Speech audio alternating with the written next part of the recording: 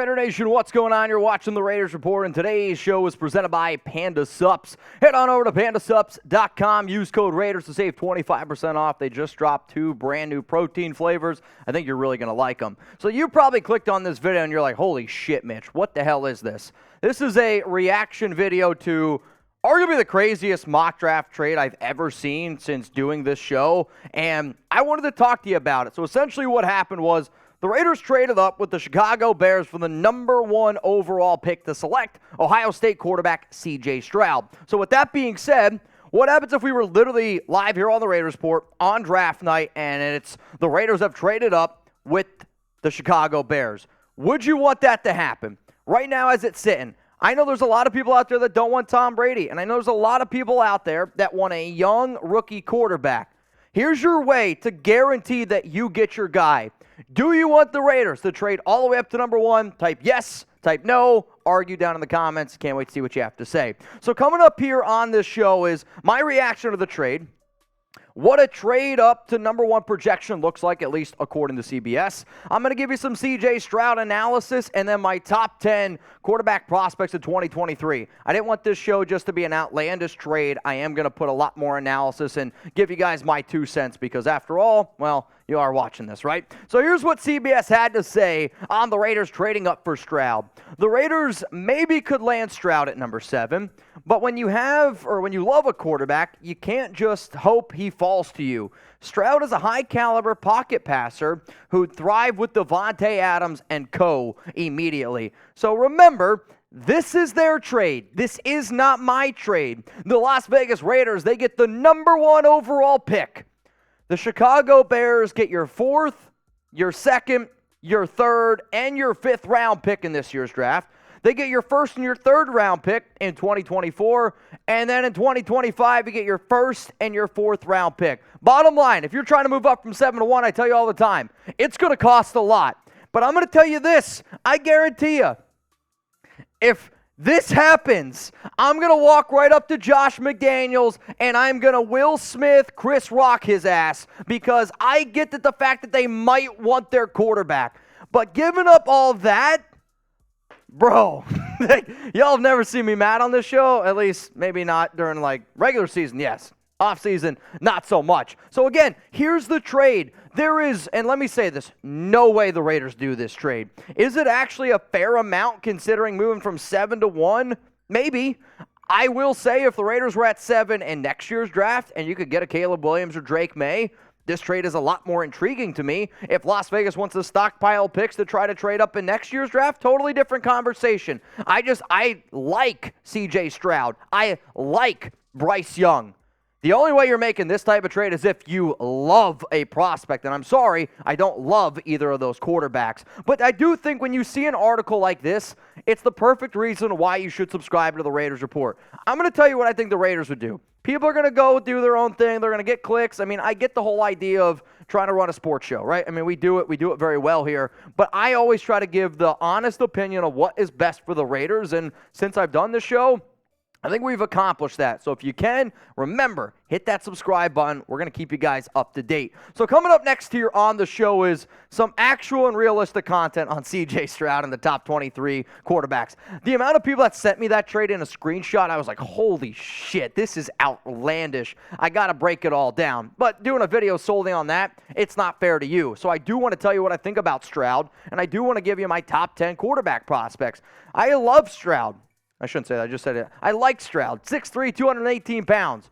Good pocket passer. Put up good numbers last year on Ohio State. Put up better numbers the year before. But the tape that I love, and I want everyone to watch it, is his tape up against Georgia because he was really freaking good in that one. He has the size. He's got the arm strength. He's got accuracy to be good in the NFL. He's a pocket passer. He's a good athlete. Doesn't really move as much as I would like him to be able to move, but you know what? We'll take it the way it is.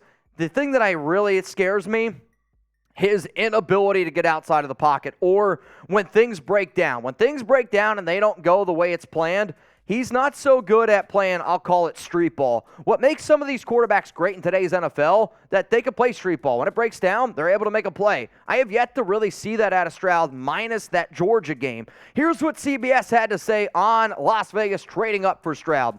Stroud has the size, arm strength, elite overall accuracy, ability to throw from the pocket, and pretty much a perfect release you look for in a prototypical NFL quarterback. He's put up sensational numbers while starting for the Buckeyes, and isn't the perfect prospect and has some issues with his game. Stroud isn't elusive in any way and struggles to get outside the pocket while trying to escape the pass rush. This was demonstrated by a subpar quarterback rating, 76.0 when under pressure. He, however, did put up some of these doubts to bed after a fantastic CFP semifinal where he displayed a new previously hitting elusiveness.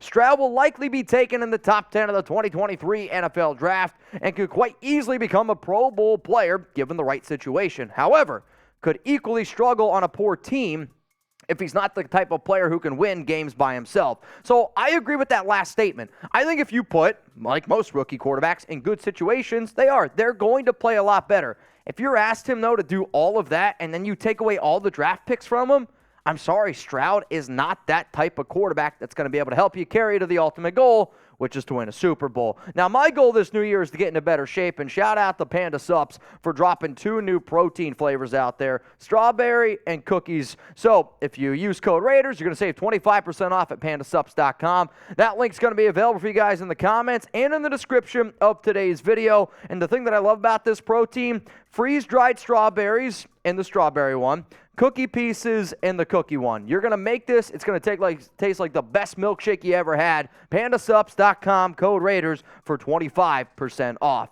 So when you look at C.J. Stroud, when he declared, I was excited.